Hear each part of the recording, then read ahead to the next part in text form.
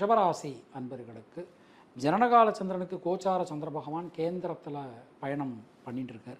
பல வகையிலும் நன்மைகள் உண்டாகும். முக்கியமாக 4ஆம் இடமும் தொழில் ஸ்தானமும் நமக்கு ரொம்ப ரொம்ப ஒரு பலமாக அமைஞ்சிருக்கு அப்படின்னு நாம் சொல்லலாம்.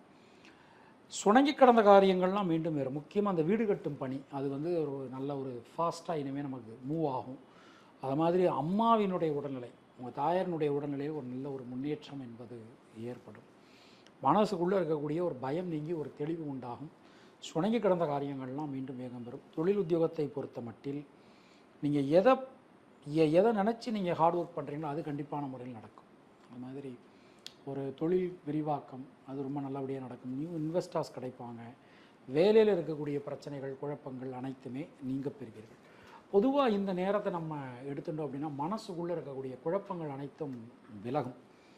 பெண்களுக்கு இரத்தம் சம்பந்தமான உறவுகளால் அனுகூலம் உண்டாகும். மாணக்கர்களுக்கு கல்வியில் ஏற்றம் காணப்படும்.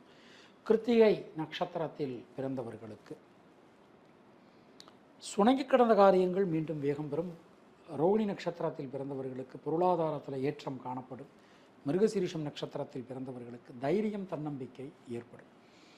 தினசரி நரசிம்மர் வழிபாடு செய்து வருவது உங்களுக்கு சிறந்த பரிகாரம். உங்களுடைய அதிர்ஷ்டமான எண்கள் 2, 3, 5, 6. அதிர்ஷ்டமான நிறம் பச்சை மற்றும் வெள்ளை.